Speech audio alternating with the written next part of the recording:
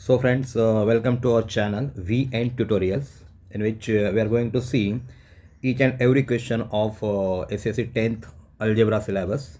Right now we are proceeding towards 1.3. Before that, we must know what is meant by determinant and how to use the determinant method or Cramer's rule to solve the given simultaneous equation. तो देखो, हम लोग शुरुआत करेंगे अभी इसमें determinant का use करके कैसे कैमर्स रूल्स के माध्यम से एक्स और वाई की वैल्यू निकाली जाती है। पहले वाले 1.1 और 1.2 में हम लोगों ने सॉल्यूशंस देखे, वैसे ही अभी क्रैमर्स रूल में देखो। देखो, कोई भी अपने को ये दिया है अभी, समझो ये डिटर्मिनेंट के लिए ऐसे मार्क किए जाते हैं दो लाइंस, और इसमें सपोज ए बी सी और डी ऐसे एलिमेंट्स हैं। यहाँ इसको बोला जाता है रो, ये रो है रो, एंड ये जो है इसको बोला जाता है कॉलम्स। ये कॉलम्स है, दो कॉलम्स है, इसमें दो दो एलिमेंट है, इसलिए इसकी डिग्री 2 है। ओके, तो डिटर्मिनेंट मेथड से आपको पहले सॉल्यूशन देना है, उसके बाद हम लोग क्रैमर्स रूल देखेंगे। जैसे ये मैंने दिखाया आपको ए बी सी डी, हमेशा याद रखना इससे ये इसको मल्टीप्लाई करना है और इसको इससे मल्टीप्लाई करना है, उल्टा मत कीजिए। मतलब A into D A D minus B C, इन दोनों का मल्टीप्लिकेशन करके we can find out the value of this determinant. And one more thing, determinant usually return in capital letters, that means A is equal to A B C D. Okay, capital letters use करके हम लोगों को determinant से ये question solve करने हैं। देखो, अगर मैंने एक डिटर्मिनेंट दिया है बी, इसमें 3 2 -3 और 5, suppose this elements are there, इसकी डिग्री 2 है क्योंकि each row and each column में 2 2 एलिमेंट्स हैं। तो मैं पहले क्या करूँगा अपने मेथड से, ए डी मतलब 3 इंटू 5 एंड 2 इंटू -3, मतलब इसका सोल्यूशन ऐसा आएगा 3 इंटू 2 -3 इंटू 5। तो 3 2 6 -3 5 -15, दोनों का मल्टीप्लिकेशन, इन दोनों का मल्टीप्लिकेशन -15 आ गया। तो ये 6 माइनस माइनस इन दोनों साइन के बीच में मल्टीप्लिकेशन होता है, माइनस माइनस मल्टीप्लिकेशन प्लस, मतलब ब्रैकेट के बाहर और ब्रैकेट के अंदर whatever sign present it gets multiplied and minus minus become positive 15। तो 6 + 15 is equal to 21 is the answer of this determinant. Okay, तो इसी प्रकार हम लोगों को ऐसे आगे इक्वेशन सॉल्व करने। सपोज मैंने और एक डिटर्मिनेंट दिया है, n is equal to suppose -8 -3 2 and 4। As per our method, यहाँ से हमेशा यहाँ से पहले मल्टीप्लाई करो, उसके बाद इसका मल्टीप्लिकेशन है, तो अपना ये आंसर आएगा -8 इंटू 4 माइनस सब्ट्रैक्शन ही करना है -3 इंटू 2, तो -8 4 ये -32 आ जाएगा, एंड -3 इंटू 2 -6, तो इन दोनों साइन के बीच में मल्टीप्लिकेशन हो जाएगा, माइनस माइनस प्लस, -32 + 6। यहाँ एक नेगेटिव है, दूसरा पॉजिटिव है, इसका मतलब आपको सब्ट्रैक्शन करना है, एक नेगेटिव एक पॉजिटिव रहेगा तो सब्ट्रैक्शन करना है।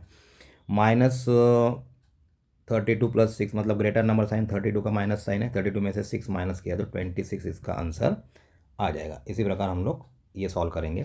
सपोज और एक डिटरमिनेंट दिया है k is equal to 2√3 2 9 and 3√3, suppose ये डिटर्मिनेंट है।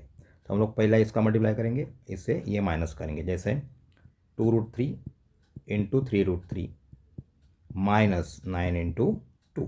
ओके, तो √3 इन दोनों का मल्टीप्लिकेशन क्या आएगा, 2 इंटू 3 का मल्टीप्लिकेशन करो पहले, 6√3 3 इंटू 3, दोनों का मल्टीप्लिकेशन -18, तो 6 3 3 हाउ मच 9 -18, लेकिन स्क्वायर रूट में इसका स्क्वायर रूट क्या आएगा, square root of 9 is 3 into 3 -18, तो 18 - 18 इज इक्वल टू, इसका आंसर आएगा 0। इसी प्रकार डिटर्मिनेंट के मेथड से हम लोग क्वेश्चन सॉल्व कर सकते हैं। अभी जो क्वेश्चन है 1.3 में, वो सॉल्व करने के लिए कोई भी इक्वेशन आपको दिया है तो आपको डिटर्मिनेंट मेथड मतलब क्रैमर्स रूल से, क्रैमर्स रूल, इसको डिटर्मिनेंट मेथड भी बोला जाता है, डिटर्मिनेंट मेथड। ओके, तो इससे आपको क्वेश्चन सॉल्व करने हैं।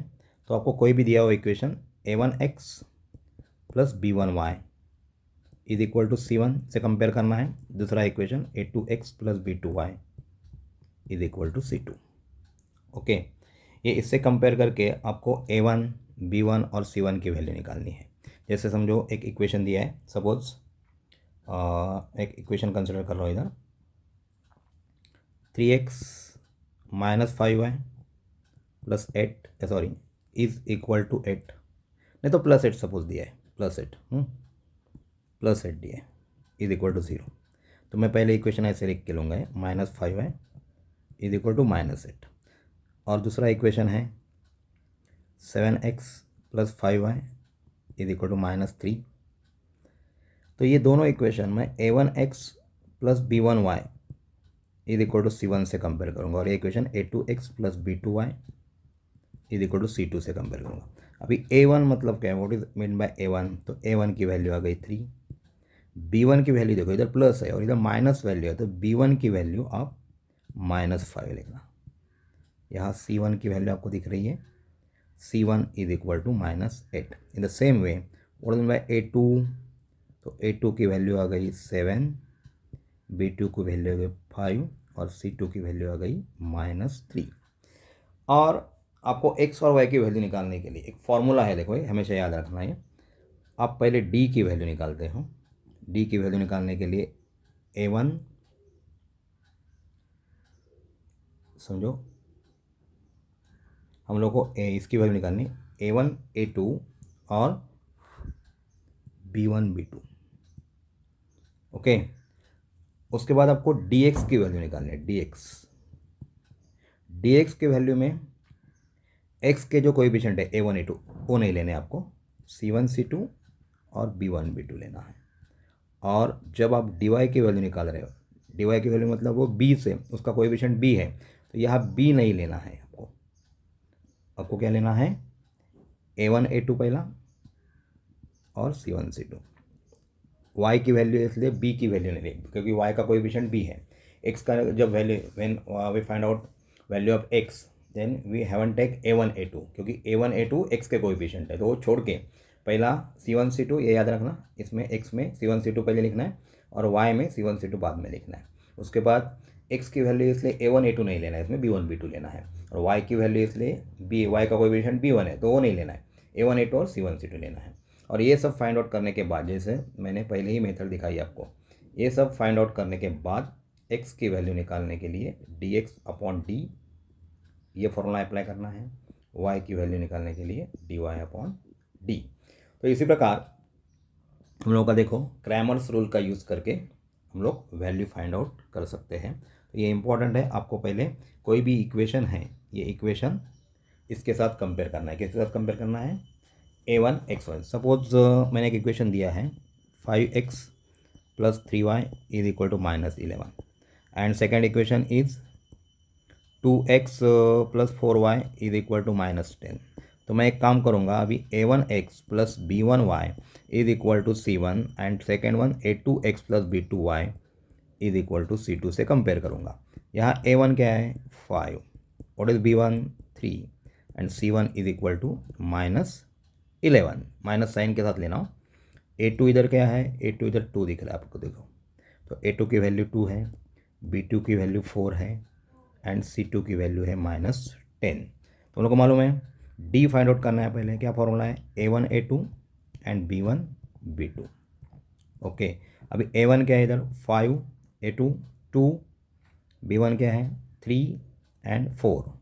तो हमेशा इनका मल्टीप्लिकेशन पहले करना है आपको, 5 इंटू 4 -3 इंटू 2, 3 इंटू 2 बाद में लेना है आपको। तो 20 - 6, तो d की वैल्यू आ गई अपनी 14। ओके, अभी हम लोग को dx फाइंड आउट करना है। क्या फॉर्मूला है उसका, पहला c1 c2 लिखो, x की वैल्यू मतलब x के कोएफिशिएंट a1 और a2 है इसमें, तो वो नहीं लेने इसमें, तो c1 c2 पहले, उसके बाद b1 b2। ओके, तो C1 C2 क्या है, -11 -10, C1 C2. What is B1 B2, 3 and 4. Okay, तो मल्टीप्लाई करो इनका, -11 × 4 -10, सब्ट्रैक्शन करना आपको, -44 प्लस, ठीक है चलो मैं पहले प्लस नहीं लिख रहा हूँ, मैं पहले लिख रहा हूँ माइनस ही लिख रहा हूँ, और इन दोनों का मल्टीप्लिकेशन -30 आ गया, तो माइनस माइनस प्लस हो गया, -44 + 30। अभी ग्रेटर नंबर कौन सा है, 44, इसका साइन माइनस है, तो इसमें से ये सब्ट्रैक्ट करो, ग्रेटर नंबर का साइन देंगे तो आएगा आंसर 14, मतलब ये dx की वैल्यू आ गई। Okay, right now you have to find out dy का जब वैल्यू निकालना है, y के कोएफिशिएंट इक्वेशन में कौन है, b है, तो b नहीं लेना है, आपको पहले लेना है a1 a2 और बाद में c1 c2। ये फॉर्मूला देखो, dx में c1 c2 पहले लिखते हैं और dy में c1 c2 लास्ट में लिखते हैं। तो यहाँ मैं डिटर्मिनेंट डालूंगा, क्या है डिटर्मिनेंट अपना, 5 2 a1 a2 की वैल्यू 5 2 एंड इसकी वैल्यू रहेगी -11 एंड -10। इन दोनों का मल्टीप्लिकेशन पहले आएगा, मतलब 5 × -10 माइनस इन दोनों का मल्टीप्लिकेशन बाद में, -11 × 2, तो ये आएगा -50 -11 2 ज़ा -22, याद रखना इन दोनों साइन का मल्टीप्लिकेशन हो जाएगा, -50 + 22, इसका मतलब क्या आएगा, -50 + 22, इसका मतलब आएगा -28। ओके, अभी ये dy की वैल्यू आ गई, हम लोग को x और y की वैल्यू निकालनी है। x और y की वैल्यू निकालने के लिए क्या करेंगे, x की वैल्यू के लिए फॉर्मूला है dx/d एंड y की वैल्यू निकालने के लिए dy/d। तो dx की वैल्यू कौन सी आ गई, इधर देखो अपना है -14 और ये 14, और dy की वैल्यू निकालने के लिए -28 और 14, मतलब 14 1 ज़ा 14, 14 1 ज़ा 14, 14 1 ज़ा 14 2 ज़ा, तो x की वैल्यू आ गई -1 और y की वैल्यू आ गई -2। इसी प्रकार हम लोग ऐसे क्वेश्चन सॉल्व करने वाले हैं। आपको ये वीडियो कैसे लगा, इसके बारे में ज़रूर बताइए। Thank you.